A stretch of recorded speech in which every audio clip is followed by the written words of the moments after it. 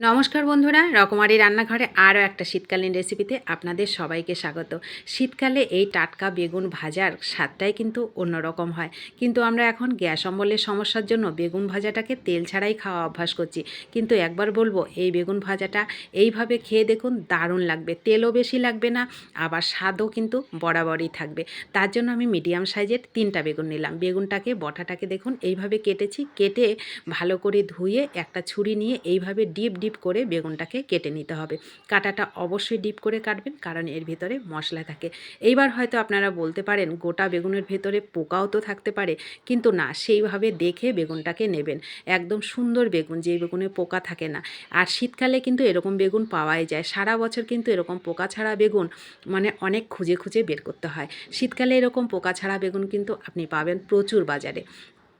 তো সেইভাবে কচি বেগুন নিতে হবে, সুন্দর বেগুন নিয়ে এইভাবে আমি ডিপ করে কেটে নিয়েছি। ব্যাস, এইবার একটা মশলা রেডি করব, যেটা এই বেগুনে ভাজার স্বাদটাকে দুর্দান্ত করবে।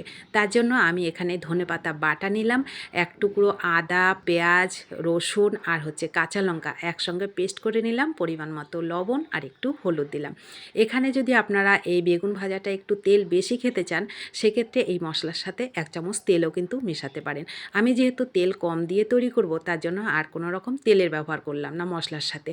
এইবার একটু ধৈর্য নিয়ে এই বেগুনের ভেতরে মশলাটাকে ঢুকিয়ে দিতে হবে। এই মশলাটা যখন বেগুনের ভেতরে ফ্রাই হবে, এই বেগুনের স্বাদটা কিন্তু দুর্দান্ত করে দেবে।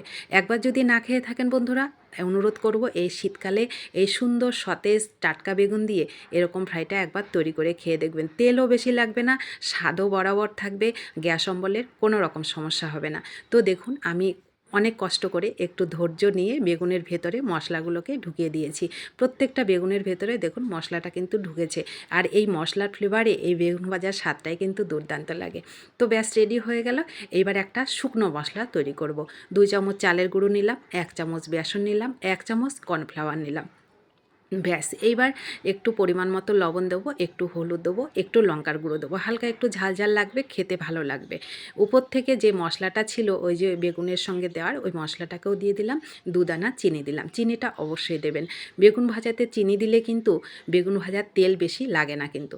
তো এখানে দেখুন, হাফ চামচ তেল আমি নিয়েছি, নিয়ে কিন্তু পুরোটাও দিইনি, খুবই সামান্য একটু তেল এই মশলার সাথে দিলাম।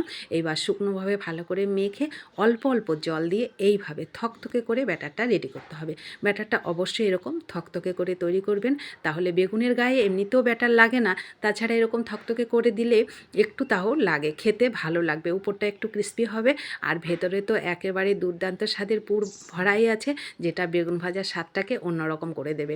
রসুন, পেঁয়াজ, আদা, কাঁচা লঙ্কা, ধনেপাতার ফ্লেভারে। তো ব্যাস, হয়ে গেল। এইবার আমি এদিকে কড়াই বসালাম, কড়াইটাকে ভালো করে গরম করে 1 চামচ তেল দিয়েছি। আপনারা একটু খেয়াল করবেন আমি কতটা তেল এখানে ব্যবহার করছি। 1 চামচ তেল দিয়ে ভালো করে খুন্তি দিয়ে কড়াইয়ের মধ্যে তেলটাকে ছড়িয়ে দিলাম। এইবার আমি বেগুনের মধ্যে যতটা মাখানো যায়, বেগুনের উপরে তো অতটা ব্যাটার লাগানো যায় না, এবার যতটা লাগানো যায় এইভাবে আমি লাগিয়ে দেবো। লাগিয়ে দিয়ে গ্যাসটাকে কিন্তু মিডিয়াম টু একেবারে লো করে রেখে এই ভাজাটা করতে হবে। এবার ব্যাস দিয়ে দিলাম, গ্যাসটাকে একদম লো করে দিলাম, করে ঢেকে দিলাম। ঢেকে এবার কিছু 2 মিনিট পরে ফিরে এসে দেখুন কোনো রকমে একটু উল্টে দিলাম। এইবার একটু জল দেবো, এই যে দেখুন হাতের মধ্যে জল দিয়ে এইভাবে ছড়িয়ে দেবো। দিয়ে এইরকম করেই আমি এটাকে 5 থেকে 7 মিনিট ধরে এই বেগুনটাকে দেখুন উল্টে উল্টে বারবার এরকম করে আমি এটাকে ফ্রাই করে দিয়েছি। উপরে পাশটা একটু হালকা ক্রিস্পি হয়, খেতে অসম্ভব মজার লাগে। তো এইভাবে করতে করতে যখন দেখবেন বেগুনটা সেদ্ধ হয়ে গেছে, নামানোর আগে একটুখানি হাফ চামচ মতন তেল উপরে দেবেন, দিয়ে এইভাবে ঢেকে দিয়ে একটুখানি নামিয়ে নিলেই রেডি হয়ে যায় দারুণ স্বাদের বেগুন ভাজা। এই যে উপরে আমি শেষের দিকে যে হাফ চামচ তেল দিলাম, ওই তেলটার জন্য একটু বেগুনের উপরে তেলটা থাকবে, খেতে ভালো লাগবে। দেখুন পরেরটার বেলা কিন্তু আর তেল দিতে হয়নি, অনেকটা তেল ওর মধ্যে ছিল, ওইটা দিলাম আর একটু জল দিলাম, ব্যাস ঢেকে ঢেকে পরেরটাকেও রেডি করে নিলাম। তো দারুণ স্বাদের বেগুন ভাজা দেখুন তৈরি করতে আমার মাত্র 1 থেকে 1.5 চামচ তেল লেগেছে। তো বন্ধুরা দেখুন কত সহজে এই সুস্বাদু বেগুন ভাজাটা অল্প তেলেই তৈরি হয়ে গেল। তেলও বেশি লাগলো না, গ্যাস অম্বলেরও কোনো রকম সমস্যা হবে না। আর কতটা নরম হয়েছে আপনারা তো দেখলেই বুঝতে পাচ্ছেন। একেবারে খেতে অসম্ভব মজার লাগে। আমি একটু সুন্দর দেখানোর জন্য উপর থেকে ভাজা তিল দিয়ে দিলাম। এটা খেতে ভালো লাগবে ভাজা তিলটা যখন মুখে পড়বে। তো কেমন লেগেছে অবশ্যই কমেন্ট করবেন। ভালো লাগলে অনেক অনেক শেয়ার করবেন। নতুন বন্ধু হলে চ্যানেলটা সাবস্ক্রাইব করে আমার পাশে থাকবেন। যারা পাশে আছেন আমাকে সাপোর্ট করছেন তাদেরকে আমার অসংখ্য অসংখ্য ধন্যবাদ ও ভালোবাসা। সকলে ভালো থাকবেন, সুস্থ থাকবেন। দেখা হবে নতুন কোনো রেসিপিতে। ধন্যবাদ।